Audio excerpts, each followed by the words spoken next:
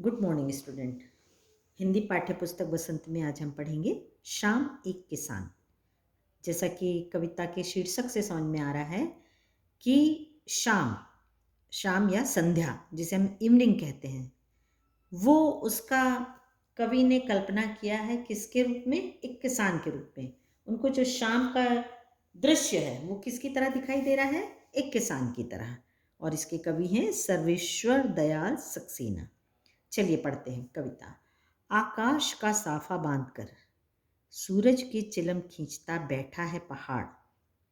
घुटनों पर पड़ी है नदी चादर सी, पास ही दहक रही है पलाश के जंगल की अंगीठी। अंधकार दूर पूर्व में सिमटा बैठा है भेड़ों के गल्ले सा। अचानक बोला मोर, जैसे किसी ने आवाज दी, सुनते हो? चिलम औंधी, धुआं उठा, सूरज डूबा, अंधेरा छा गया। आकाश का साफा बांधकर सूरज की चिलम खींचता बैठा है पहाड़। कवि जाड़े की शाम को, मतलब ठंड की शाम का सुंदर दृश्य किसान के रूप में वर्णन किया है कि शाम के समय में पहाड़ ऐसा दिखाई दे रहा है जैसे कि कोई किसान बैठा हो और उसके सिर पर साफा बंधा हो, अर्थात पहाड़ के जो है वो उसके सिर पे साफे की तरह दिखाई दे रहा है। पहाड़ के नीचे बहती हुई नदी उस पहाड़ के घुटनों पर रखी चादर जैसी लग रही है। तो नदी कैसी दिख रही है? ऐसा लग रहा है उसके घुटनों पर एक चादर रखी है। और पहाड़ कैसा दिखाई दे रहा है? उसके सिर पे साफे की तरह दिखाई दे रहा है। पलाश के पेड़ों पर खिले लाल लाल फूल जलती हुई अंगीठी जैसी दिखाई दे रहे हैं। अंगीठी मतलब होता है सिगड़ी।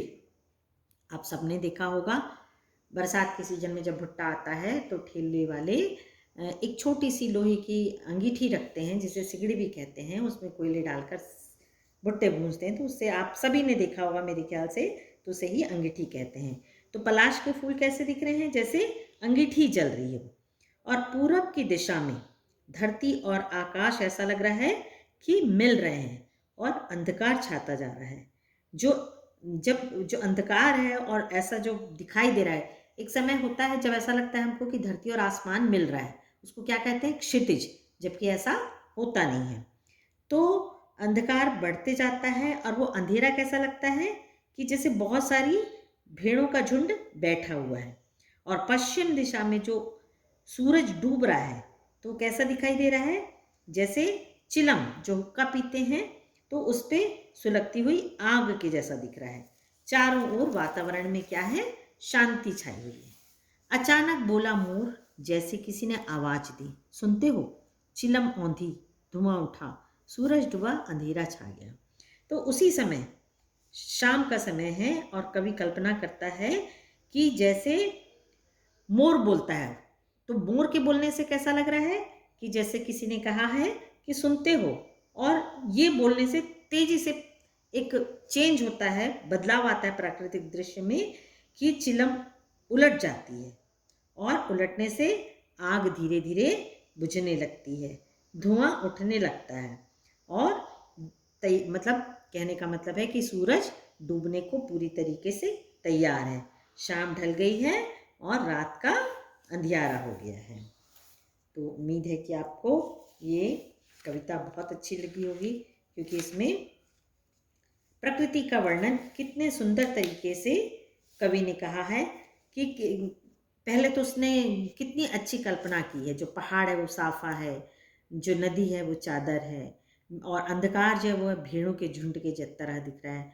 फूल जो है वो पलाश अंगीठी की तरह दिखाई दे रहे हैं, और वो किसान आराम से बैठा है। सूरज है जो वो चिलम में रखी आग जैसा दिख रहा है। और शाम को रात ढलने का उसने कैसा वर्णन किया है कि अचानक मोर बोलता है जंगल में, और उस मोर की आवाज़ से सुन के वो हड़बड़ा जाता है किसान, और उसके हाथ से चिलम गिर जाती है और क्या होती है? वो आग गिरने के कारण बुझ जाती है, धुआं उठता है। जब आप देखो कि धुआं उठता है और उसके बाद ही कुछ चीज़ बुझती है, तो वो जो होता है शाम से क्या हो जाती है? रात होने का वर्णन कवि ने किया है कि सूरज डूब गया, रात हो गई। और वो उसका कितना सुंदर वर्णन किया है कि मोर बोलने से किसान हड़बड़ा गया, और हड़बड़ा कर उठने से उसके हाथ से चिलम गिर गई, और उससे आग बुझ गई, धुआं उठा और सूरज छिप गया, अंधेरा हुआ और रात हो गई।